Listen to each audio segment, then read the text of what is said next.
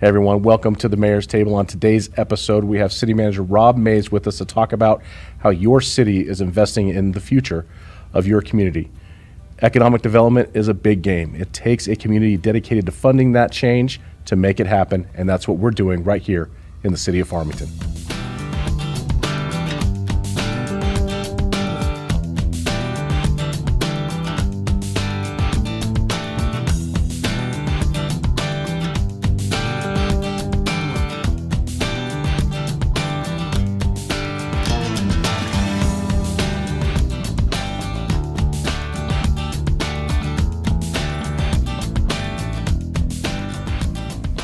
Hey everyone, Farmington Mayor Nate Duckett, thank you for joining us on the Mayor's Table. With me today is our special guest, City Manager Rob Mays of the City of Farmington. Rob, welcome to the Mayor's Table. Thank you, Mayor. It's great to be here. Yeah, it's great to have you here. And we've got a really fun topic today that I think people will appreciate, and providing some education and outlook and understanding of what community transformation and economic diversification means, and in the context of what we have been able to do over the last, 4 or 5 years. Yeah. With that CTED is the short term that we use for that community transformation, economic diversification. It's a mouthful. But certainly this council, staff, and the community support for an investment in our future, not just future going forward, but future now. There's a lot of context to that. Yeah. Well, CTED is the name of a fund in terms of how we account, but what it really represents is a commitment and a vision by you and the City Council to dedicate a revenue source to say this money will be set aside and restricted for a specific purpose, and that purpose is to plan for our future and to bring about economic diversification. I remember well the inception of the concept back in 2018. We were hearing nothing but good news or bad news. We were losing the power plants, losing the mine. One thing after another was going wrong in the oil and gas industry, and it was very, very critical that somebody stepped up and put their money where their mouth was. We'd been talking for decades about economic development and diversification. We've got to get away from the extractive industries, and that doesn't happen without investment. No, it doesn't. And I just to go back, in the past, in that moment, there was such an urgency at that time to say, what are we doing about what we, the cliff that we're fixing to go over? And are we just going to allow ourselves to run off of this cliff and hope for the best? And I'm very fortunate we've had a council in place at the time, the community to support, as you stated. I mean, people have been talking about economic development forever, and we hadn't really seen any big wins come out of that, frankly, because it wasn't a very well-funded effort. Right. We have Four Corners Economic Development. That had been different iterations prior to that name, but most of that is funded through government monies, whether it's San Juan County, the City of Farmington, City of Bloomfield, Aztec, the town of Kirtland, and then there's some private donors as well. But there wasn't enough there to actually push anything over and actually do a project. And what were those major projects that need to be done to help fill the gaps that would help provide long-term sustainability? And that's where this impetus, this urgency came to say, why don't we as a community fund this ourselves? Well, and it was emerging out of a time where some great work had been done by CVB and our community in terms of branding and really coming to grips with what is our lowest hanging fruit. We don't have a railroad.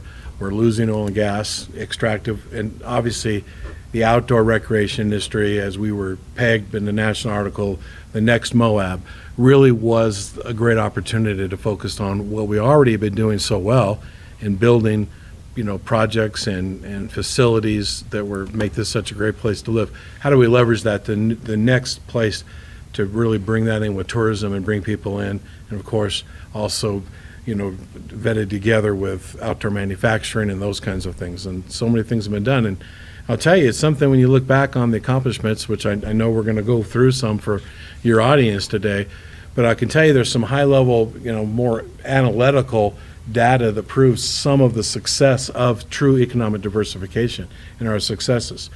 One, when oil and gas revenue our total revenues are at an all-time high right now, but the percentage of that revenue that comes from the extractive industries is at an all-time low. I can remember that being much, much higher, 10 times higher than it is now. It's down in the 2 or 3%. So our revenue sources are more diverse. And then, for good or bad, the story that came out, 5-6 months ago, where the Farmington MSA was named the highest price increasing of real estate in the nation here. Now, that's double-edged sword, as we know, but what does that tell us? People are moving here in droves because they recognize this is a place people want to live. So a lot of our work is coming to fruition. A lot of what we learned, prior to 2018, when we went to different places and kind of saw how things had played out, what we had learned is that really Farmington and New Mexico in general, we're primed for investment. We're primed for new people to find us.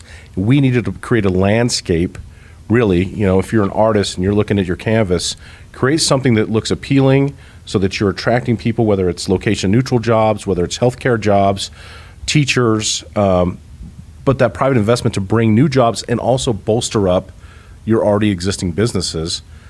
That was a lot of what we were focused on. Quality of life is when I think about what a city does, and there's a lot of different things now that you're going to find across the United States that cities are doing and spending money on that weren't necessarily a component of why the city charter was developed to begin with. Sure. And even to the component that we're investing in these kind of futuristic projects in order to attract new people and new businesses. Some of that could be questionable too to some end because some of it you're putting the cart before the horse. I've heard those types of sayings. But we are now in a game where cities are competing for people.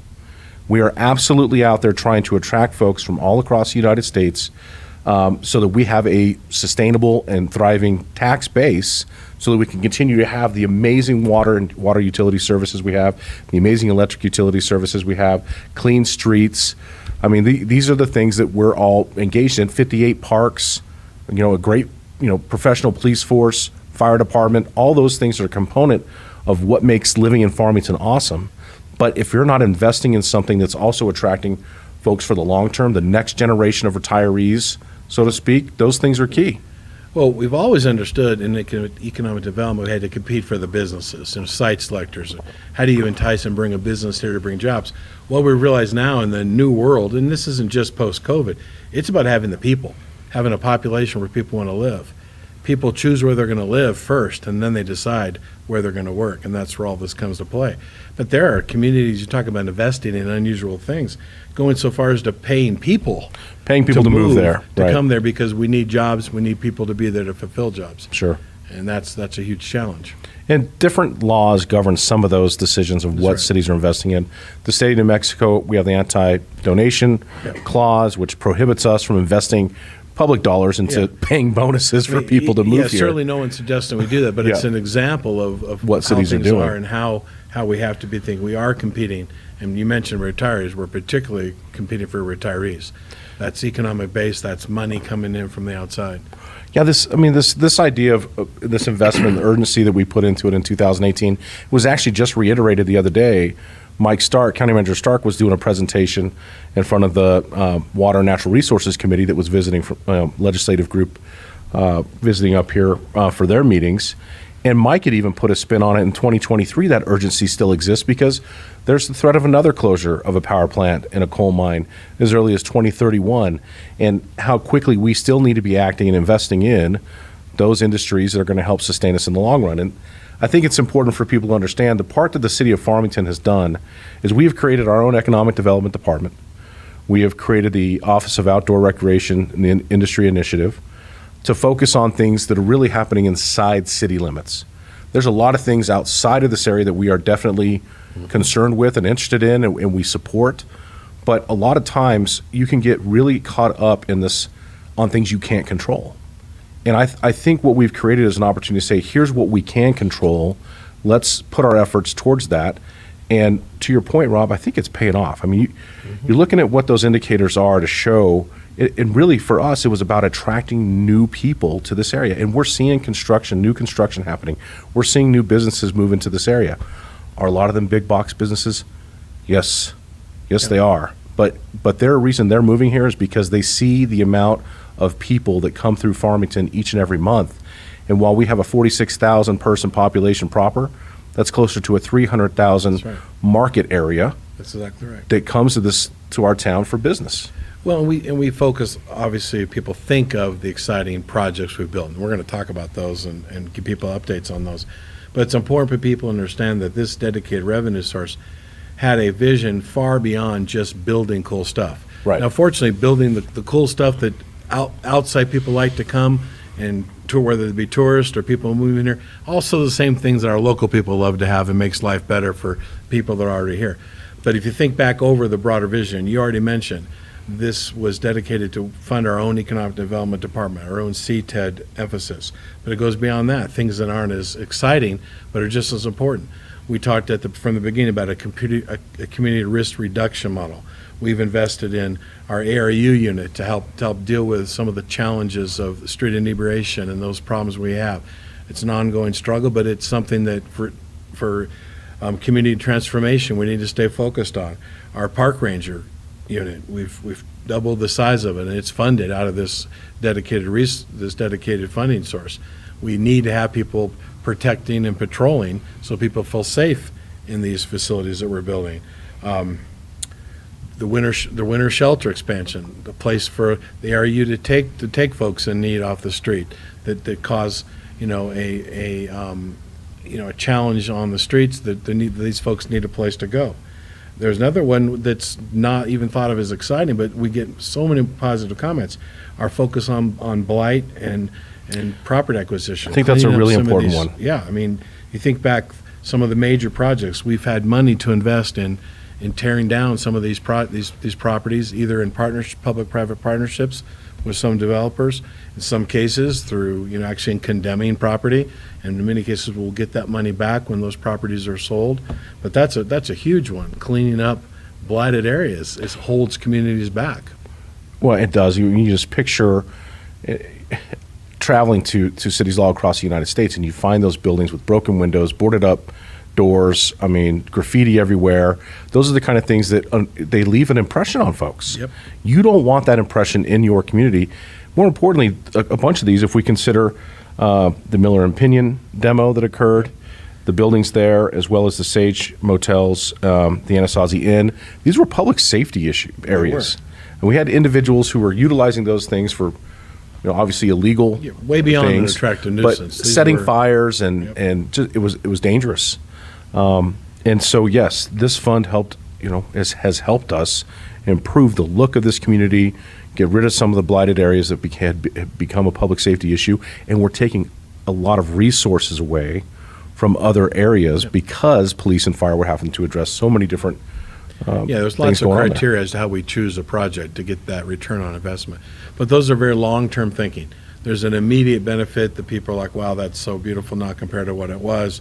But over time, these will become prime locations where the private sector will invest and create jobs and the private sector succeed. Our goal isn't to buy a property. Our goal is to keep property moving in the economy. Well, the alternative response unit, I can remember prior to that, you talk to the firefighters and they're like, man, the public drunkenness thing. Well, we can't outlaw public drunkenness because the state law says that we can't outlaw. So we're having to deal with the outcomes of individuals who have done those things. But the alternative response unit has now allowed and alleviated the need to send a fire truck to every call for a downed subject along with a police officer, because we've manned a vehicle, and people have seen this vehicle around town. It's the white shuttle van. It says ARU on it, but essentially we have a paramedic in there. Well, when it comes to quality of life for community, its impact on our hospital was huge. It's one you just wouldn't think of, but that's what this fund goes. People's experiences that need to go to the ER were drastically being impacted negatively by this population having nowhere to go but the ER. Now they triage them straight out of the ARU bus. They determine whether they need to go to the sobering center, whether they need to go to the ER, or something else needs to be done. They're able to do that right there with that individual instead of taking them somewhere where they may not belong. So how's that tie back into this vision? Well, retiree is one of our goals, and healthcare is important to anybody that's moving to a community. And so it's removing that challenge from our hospital. It's not that it's not there completely, but it's so much better. Or the people that don't need to be there, are there. And so, those kind of multipliers go on and on. Now, those are some of the things that we kind of want to talk about the really shiny, the shiny things that we're doing. We forget sometimes that those were a big component of what community transformation looks like. And frankly, Rob, we talk about the big projects that we have done. those two components, whether it's park rangers and the ARU, tie in a lot with the success of the downtown renovation project. Absolutely. This summer may have been, in my humble opinion, I've received more comments, positive comments, from people visiting Farmington for the first time, or people coming, haven't been here in years, and they show up and they see what we've done with downtown, and they're blown away. It is the wow factor. I think it's setting a tone and a stage for what kind of community we want to live in. And frankly, when you think about small towns, when it comes to things like your celebrations of Christmas, or your celebrations of the 4th of July, or just your daily interactions within your community, historic downtowns hold a special place. Yep. I want the children who grow up here now to have that memory of how cool my downtown was growing up, and that's something that they want to come back to.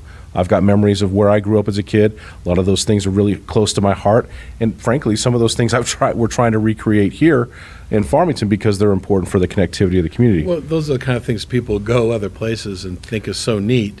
They don't think about how they got paid for it. They come back and say, why can't we have this? Why we can't have that? Well, they take money, and so to your point, things like investing in Christmas decorations and things may seem unimportant to some people, but in the big picture, it all fits. The downtown art project. Yep. As a component of that also. So we had developers here from San Diego. They've bought a couple of properties in town. They wanted to meet with me to ask my ideas or thoughts on different businesses.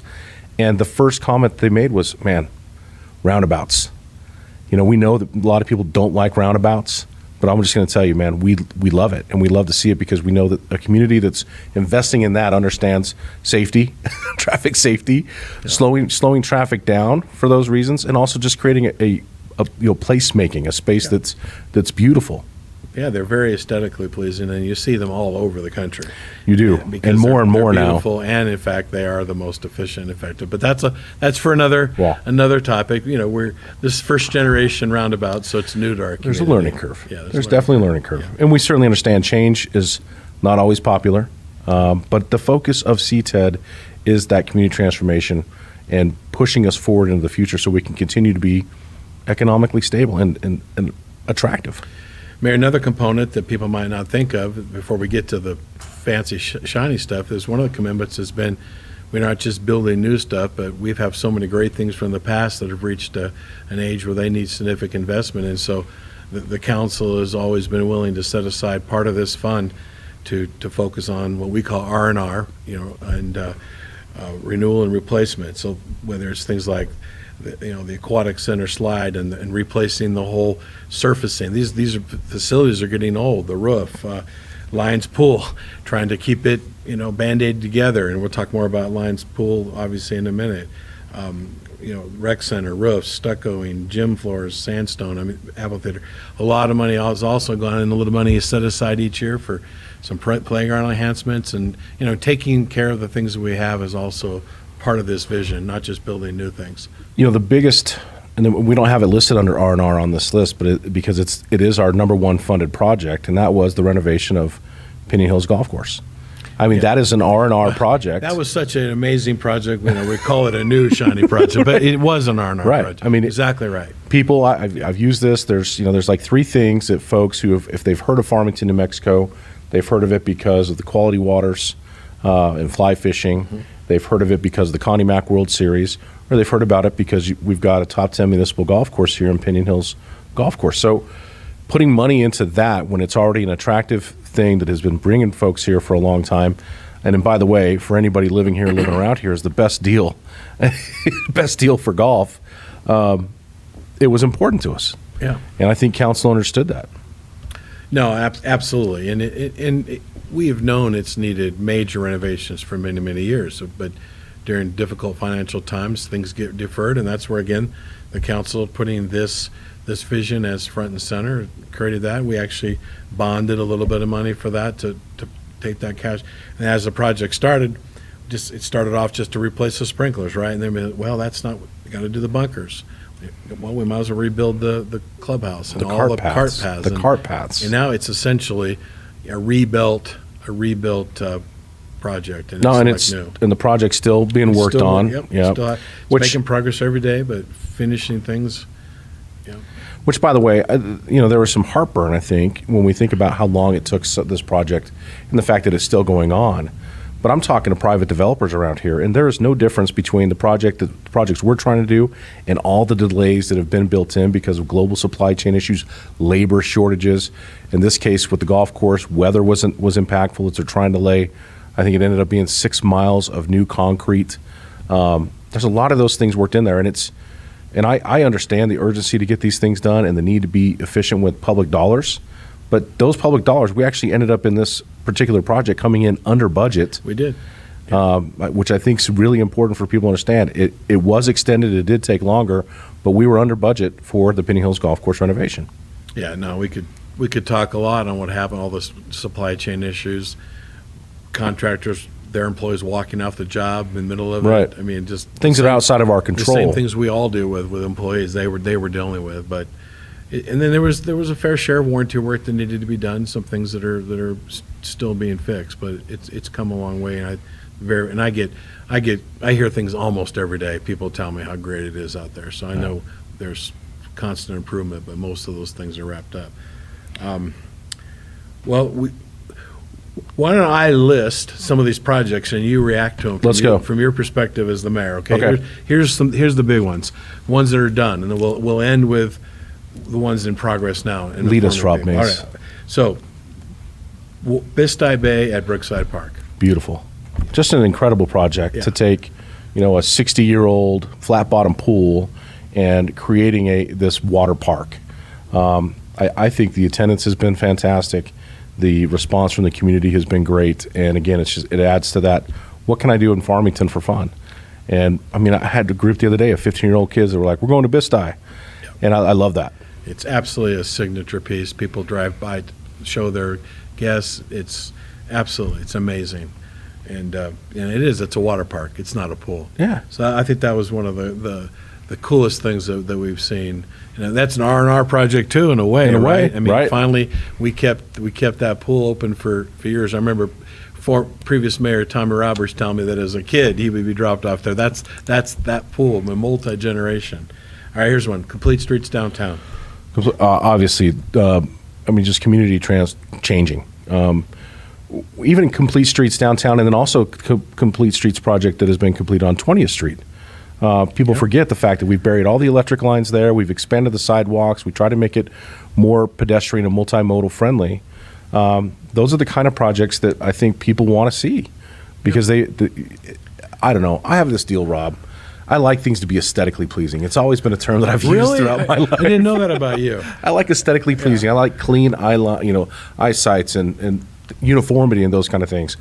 And I think these projects are transforming. And when folks come in, just think about the difference between what you see, driving down part of Main Street where you've got all the electric poles everywhere and all the lines hanging down, and then you go to 20th Street and all you see are light poles. It is a huge contrast. Well, Complete Streets was the ultimate project for placemaking. Yes. Right? It took a 4-lane fast highway downtown, drove through a downtown, and turned it to a sense of place. Sidewalks going from 4 feet wide to 15, 16 feet wide. The roundabouts, which create that aesthetic beauty and slow traffic down. And we've seen businesses, beautiful landscaping and businesses that are thriving down there, and build their outdoor dining, all those things. And I understand that we still have vacant buildings in downtown, and there's challenges to having a downtown full of office space that really you want to see retrofitted with restaurants and entertainment areas. But all of that's coming. We're taking one step at a time, and the fact is we've created a canvas out there for entrepreneurs to thrive. All right, here's one near and dear to your heart. Ready. The new pickleball courts. Yeah. Pickleball stadium, the regional pickleball center. We need more pickleball courts. We do need more pickleball. Fastest growing sport in America. It's incredible just to think about how this conversation started with this group that was coming to council saying, you guys don't understand, pickleball's taking off. And then I started going to places like Phoenix and seeing some of these retirement communities where huge pickleball court complexes are, have been erected. And then you're traveling around to RV parks and they've got pickleball courts as RV parks. And now we see this pickleball court, which is just packed in the mornings. And this summer, since the high schools have been out of class, kids haven't been in school, we've had all the young people out there as well. It's not a retirees game anymore. No. It's so much more. So, yeah, that's been a big success. All right. Now here's some partnership ones where the city contributed through this fund, but obviously Totowa Theater taking the downtown, obviously a partnership with San Juan County to purchase that and do major renovations to it. It's such a iconic part of our downtown, the old theater, and every great downtown Sure. has the iconic theater. And we're it's going to beautiful have, inside. and we're going to have, movies are being shown there. I believe the Outdoor Recreation Group, they're showing a movie called The Dawn Wall. It's a free movie, but I want to encourage the community to utilize that facility because we want to see entertainment there. We want to see bands. We want to see comedians. We want to see theater. And these are things that I think our community should be engaging in. A lot of those things the city of Farmington doesn't do, right? It's other groups who come in and say, hey, we want to do this thing there. Yeah, it's an extension of our civic center to have Yeah. a venue for people. Okay, in partnership with San Juan College, the Harvest Food Hub, in direct support of one of our targeted areas of economic development and Yeah. food independence. Just trying to promote those local farmers who are already at the growers market at Gateway, giving them a place now here downtown where they have a commercial kitchen, where they can sell their wares. They can go online. You can buy local produce online, local meat online. I think it's really incredible the way that has all come together, and it's just getting better. I mean, the investments that we're making in that space, as well as NMSU and the college and the county, it's pretty big. It's going to keep growing. All right, we already talked about it, but you need to say more. Christmas lights downtown, the Civic Center Plaza, that whole sense of experience around Christmas. Yeah, I think the Civic Center lights at Christmas time may be some of the best I've seen in any city. Yeah. And- you go down there, and it's just, I love going down there and watching families. It just makes it's like a quintessential sense of the success of all this we're doing. Kind of feels like when I'm down there watching families around the Christmas lights and posing for the pictures. I'm like, yeah, this is a place to live. This is a place to raise kids. This is a place. And we want to see that expanded on. Even we talked about this in the council meeting, a couple weeks back, just about 4th of July. How can we make 4th of July more prominent in our downtown and put out the American flags? And so we're working on that as well. Yep, that's right. Good reminder. Little things. I mean, building shape, improving Farmington Light. That emerged before this fund as an unbelievable opportunity. We keep improving it. Shade out there, clearing paths, making more paths, and Clearing now, of trees course, and access to the water. and as soon as we can finally hire lifeguards again, we're hoping to get the whole water park Wibbits out there and just keep improving Farmington Lake. It's already become unbelievable. It's been draw. It's been a big success. I think people we're in the high desert. People want bodies of water that they have access to, and this has been a huge success. And with great success, obviously comes challenges. We just ask people to please pick up after yourselves, take care of what's yours. Yeah, and other little things. I mean, again, it goes into supporting these things. Building restrooms out in the East Glade Bike Park. And now here's another one near and dear to your heart: the downtown Sculpts for Art. We mentioned it, but talk a little bit more about that one. Well, we want this to be an art district. It already is. The Northwest New Mexico Arts Council exists here. We have this Main Street program going on, and we've seen the murals, the impact of the murals in the alleyways. We now have sculpture that'll be, will be changed every year. That all those sculptures, by the way, are for sale to the public. So if people are interested in purchasing those, they can make an offer on those. And I think it's just going to be something that's going to keep downtown fresh, interesting. I mean, the different sculptures that are down there now are all very unique and different. That project, it turned out so much better than I expected. It really I don't did. know why I had a little bit of skepticism about it, but it really turned out fun. It makes it fun to walk downtown and Yeah. just sit and check When you check just out each of walk these in artists. and you stop and look. Yep. And to be clear, these are judged not by the city council. There is a independent jurist that's hired that selects these pieces. Yeah, because I don't know art. Art, one man's art, another man's junk. I mean, I get it. But I do want to thank Bev and Tom Taylor for all their work on that end. All right, change gears. So this has happened all the time, but active projects that are deep in the. I mean, there's dream projects, but these are ones that I want your listeners to know are really happening. They're in process. Okay, we'll start down them and you talk about them. All Abilities Park, aka obviously the Boundless Adventures. Boundless Adventures Park, which has become a part of the partnership with the City of Farmington, Farmington Schools, and the All Abilities Park Foundation. This is going to be another one of those, a destination project. People are going to be coming to Farmington specifically to go to the All Abilities Park. It's 8 acres in the old Tibbetts Junior High lot on Apache, and it's going to provide such an amazing experience for people of all ages, people of all abilities, which is really the focus of it. Yeah, that's such a great point. This is so much more than just another nice park. Right. It really is an attraction park, and it will be for the whole region. So it'll have an economic development impact right there, but the quality of life, as well as serving folks that have special needs and really need this. And where are we at right now? Okay, so in regards to seeing groundbreaking? Well, so we originally had 4 phases to this project, and 3 major phases, but we're so far ahead and doing so much better in fundraising outside of tax dollars that we're looking at combining phase 1 and 2 for about $8 million. And I think we're going to have a picture of that on the screen right now for folks to see. But we have $4.7 million already raised and another $1.3 million grant pending that we're finalists in. And as it's building momentum, we really feel strongly we may be able to complete this entire project with very minimal tax dollars. Yeah, I think it's an opportunity for nationwide fundraising. When you consider what it's going for. Sponsorship, yeah. Yeah, I mean, we're talking the opportunity for the hospital to use this facility for a rehab facility for people. Yeah. We're looking at using this for San Juan Center for Independence and individuals that are looking, developing their skills. I mean, this, as well as just as being a really fun park for all people. And I would encourage anybody with interest in this, go on the city's webpage.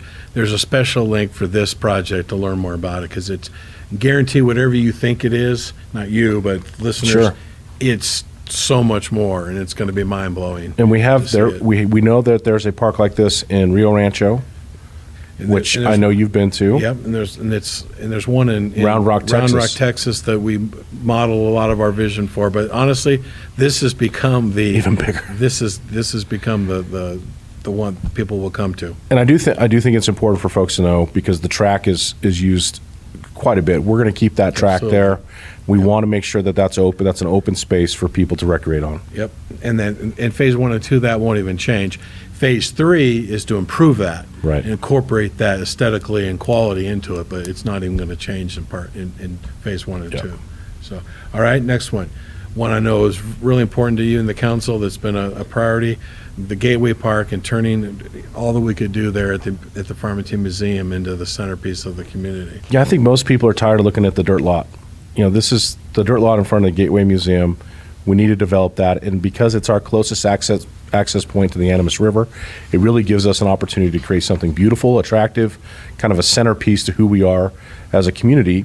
Also tying into that is the whitewater river wave feature that we have received some dollars for. That will provide us, the opportunity to put an adjustable wave paddle basically in the river that will. We want people to be able to use a surfboard. That's our ultimate vision. Paddleboard and raft, kayak, year-round, even when the water's low, that adjustable. I'm not.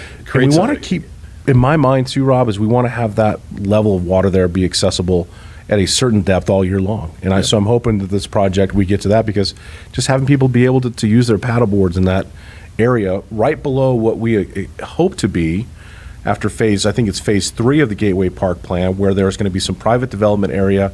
We'd love to see restaurants out there with outdoor patios, decks over the river, checking out everything that's happening right there on that portion of the Animas River. So the next thing for folks to be watching for there is the Farmers Market Pavilion, and it's grown into more than just a farmers market. It's going to be a real event center there that's been designed to be farmers market, other markets, everything from weddings to concerts and things will be there. That's going up first, and we've received some grant money from that, and we're dedicating money from this resource for that. And that's going to be what people will see next, and kind of simultaneous to that will be the completion of the river trail system back behind that ties directly into, as you mentioned it, the whitewater feature. Now that is not just a pipe dream. No. We've actually received $2.5 million of funding, grant funding on that, related to from a variety of factors. And so that we are well on the way to that first phase. Then eventually, that's the centerpiece of it. There's sections up and down both ends of the river to begin to add more, and then this becomes an entire water feature, frankly, a national draw water feature. Yeah, I had that trip to Boise earlier this year and got to see their whitewater park in action, and it's just incredible. And it's, again, we're making outdoor recreation accessible to all people. That's a lot of what the mission is here in the state of New Mexico, also here in the city of Farmington, is that accessibility part. You don't have to go far to find something awesome to do outside. It exists that way now, but these kind of features are game changers. Yeah. And as we finish going through these and updating, I think it's really important to point out, we've been in, because of this funding source, we've been able to leverage so much grant funding that require matches. And if you don't have the match, you can't leverage those dollars. In many cases, we're leveraging every local taxpayer dollar 2 and 3 times from outside sources in order to build these projects, which leads me to the next one, Juniper Basin Recreational Area. A vision not too long ago, but funding started rolling in for it, and so that moves it to the top of the list. You know, I think we have over 100 miles now of mountain bike trail in San Juan County. We're seeing a lot of investment by San Juan County itself, BLM, and the city of Farmington. This is a 93-acre lot, 80 acres of which was donated to the city for the use for non-motorized recreation. It's off of North Foothills in an area that already has mountain biking going on, but this will become an area that will be mountain bike and walking only. I mean, there will be no motorized activities going on there, and it's going to be mountain bike, up to 7 miles of mountain bike trail for all skill levels. And yes, all kinds of features in there. And so we have already received a $100,000 grant, which actually gets some dirt moving, but we have an $755,000 conservation land grant pending that we're right in the last stage and final notice. And so if that comes through, we're talking about nearly $1 million to get started on that park. Yeah. And all these projects are feasible, so we can do them prudently and conservatively. When you got groups like FAST operating here in town, and FAST is our local nonprofit for mountain biking. I talked to one of the founders the other day. They have 50 kids coming out every Wednesday for bike rides and taking them on trails. This is going to be able to expand that in the offerings, not just for local mountain bikers, but certainly regional mountain bikers. Yeah. Another one it's not really grant related, but it's been in the works for a couple of years. We mentioned it earlier with Lake Farmington, the Aqua Park Activity Circuit. The devices are ordered. They're under manufacturing, and we certainly hope to have that up and running next year. And that'll be another just regional draw. I mean, those are so popular when you go and see those other places. Yeah, we had the Wibbits, is what they used to be called out there, and it was kind of the aquatic playground. You know, this is kind of a much bigger network of aquatic playground equipment. Very excited to see that out there for everybody. Okay, another project that's near and dear to your heart is, obviously we talk about R&R. Worley Field improvements is one that council has begun to fund, and it's under design, and people are going to see that project. Sure. I mean, the pipe that's holding up the fencing right now at Worley Field's been there since the oil field companies built it. And God bless them for building it. And now we've just reached a point where, kids are taller these days. They've outgrown the dugouts. The dugouts keep getting flooded.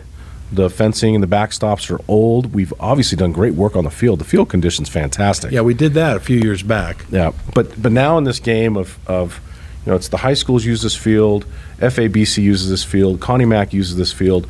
We need to do a couple things to help improve the experience there. One of those things is obviously additional stands that we're looking at putting in, improving the dugouts, bringing them above ground, and the shade structures. Shade is something that in this region we need more shade at our playgrounds, at our ballparks. That's also going to be a component, as well as, and a lot of folks have pointed this out. Worley Field is a shorter baseball field as compared to like a Ricketts or Sports Complex Fields 1 and 2. We're looking at raising the outfield wall to compensate for distance. Everybody loves the trees in the outfield at Worley. They're beautiful. And I know a lot of people like the vines on the fence. The vines, unfortunately, cause some major issues during gameplay when balls are constantly jumping into the vine and the kids can't pull them out. So we're looking at creating an outfield wall that's taller, making home runs harder, and making the game a little bit easier and faster to play with just a regular outfield wall. So river trail system, bike trails on the river has been such a high priority for so many years, generations. We've seen major segments of the trail open recently. Among the Waters was the last section. That was funded by this fund. If you haven't been out to the west side, folks, you've got to go out there and see it. It's some of the most beautiful parts of the trail. But now we're focused on finishing to the east and to the north. So we have it all the way from Bisti Highway to MOC there at the animal shelter, Animas Park. Now we're focusing on connecting Animas Park to the museum, and then the museum all the way out to the terminus of Pineios Bridge, and that's all designed. We actually went out to bid for it once, right at the just post-COVID. The bid came back 3 times. Right. We had to put that on hold, but we're getting ready to go back out to bid on the North Trail extension, and we have also recently been very successful at grant money. We have received $848,000 from the Gold Key Mine Settlement, $1.6 million from the New Mexico DOT Trail Program, and $500,000 pending final from the DFA Economic Recovery Fund. That is a game changer. That's going to happen in the near term, that we will be connected, 8 miles from the far northeast side of the community at Pineios Boulevard, near where the new bridge is being built, all the way to Bisti Highway. And that we have 8 miles now. So we have 8 consecutive miles now, actually. So this is going to even add more to that. Okay. Which will give, and it's different options too, right? Yeah, when you get in, there's different sides of the river. Yep. Yeah. So that is going to be just such a huge just think about this. I mean, if you lived off of Pinion Hills, and maybe you got a house in Foothills, you take your bike down, the new Pinion Hills road will be built, take you straight down to the river trail, and you could ride your bike all the way to the hospital. Yeah. I mean, you could traverse the entire length of the city from east to west on that river trail. And that's kind of what the goal is. That's what the vision of utilizing that amazing river corridor has been for a very long time. Yeah. So, yeah, very excited. At one point, I thought we were going to have it all finished and done here, but pricing is just it's pricing, and of course there's always challenges of different property pieces and rights. Sure. But we have virtually everything we need to get to the north. Yep. All right, one final one, and it's important, is our new therapy pool, the replacement for Lions Pool. And just currently where we're at on funding on that, we received a $600,000 capital outlay from our local legislative body, and we're involved right now in design, community meetings, community input, designing that facility. And then, of course, when it's designed, we'll turn to funding. Yeah, I mean, Lions Pool is older than Brookside Pool. It was the original, community that's right, pool. the original flat pool, before it was indoor. Before it was indoor. And so we've put a lot of money into that. The state has helped us with money to keep it going, because we recognize its value as a warm water recreation pool. There's a lot of folks out there, Rob, who would love us to do a multi-generational rec center. We need a new rec center facility, but we're talking $40-50 million now to build something like that. We have just put some improvements also out of this fund into our rec center to improve some things there. So the basketball courts, the dividers inside, the roof, those things are all going to come along. But I think it's critical that we ensure that we have a replacement ready for Lions Pool, and picking that location, having these studies done is going to be very important to creating what people want to see when they have a warm water recreation pool. Right into, obviously, quality of life for folks that live here, young and old. It has tended to be something that our retirees and seniors have really used and enjoyed, and so it's very much, strategically targeted towards making this a place attractive that seniors would want to come retire here. So, I just can't thank this community enough for their support of this. I mean, I think every project we just had, we needed a wow button to say, wow, because it truly shows a vision for where we believe Farmington can go, understanding what it means to believe that this is a place where outdoor lovers and active families thrive. And it's going to go a long way for this community in providing sustainable economic opportunities for folks. And as people listen to this list too, I would encourage people to realize that everything on the list might not be important to you. Right. But maybe there's a group of them that are, but you can see the big picture. All these things are very important to someone. There are folks that live here that cannot imagine living here without the active therapy pool. It's such an important part of their life. Golf course is the same way, on and on. Youth sports, everything we do, you could say there's people that say that's the most important thing in the world to them, and that's why we try to be so multifaceted. Try to be everything for everybody, Rob. And we do to the degree that we can. Yeah. And even these projects we're talking about that are in process right now, all these things still have many steps to go before we see them come meet to fruition and be completed. So, as you like to everything is more complicated and harder Way more than it ought to be, both from a standpoint of bureaucracy, but we're dealing with rivers and, regulatory things, environmental things. Everything's harder than it should be, and everything's more expensive than it should be. Sure. But we keep plugging away and getting things done. But all these projects we just listed are things they're not just pipe dreams now. They are well under their way in that development and funding, and so you'll see things happening in those soon. Well, before we close this out, Rob, I do think it's important for folks to know that we still support Four Corners Economic Development as that regional economic development hub. Absolutely. We're in support of the county and the Navajo Nation's efforts for a railroad spur, which I think is critical for long-term industry growth here in our area. The hydrogen hub piece, regardless of what you think about hydrogen as an energy source, federal government's spending money on it, the state's supportive of it. It's gonna bring jobs, and we're obviously in support of that as well. Our airport, another critical piece of our infrastructure. When we talk about economic diversification, a lot of opportunity exists there. We are working tirelessly. We've talked about it here on the show. A week does not go by. There's We're not. not working on getting an airline. Today, yesterday, the day before. Right. I mean, That's right. So all those things are a part of this conversation about what community transformation and economic diversification look like. None of those things are being forgotten about. They are a focus, and we are doing everything we can to make the magic happen. Yeah. Yeah. Rob Mays, thanks for joining us here on the Mayor's Table. My pleasure. And we'll have you again on here some other time. You do such a great budget presentation, and I think that's the last one that we aired, but you didn't have to come on the show then. Yeah. That's it. All right. I'm always glad to be here. Well, thank you, sir. And we appreciate your viewership, your listenership. You make sure you check us out on YouTube, Spotify, and a number of other areas where you listen to your podcasts. Just check it out under the City of Farmington Mayor's Table, and we look forward to seeing you here next time. Stay tuned.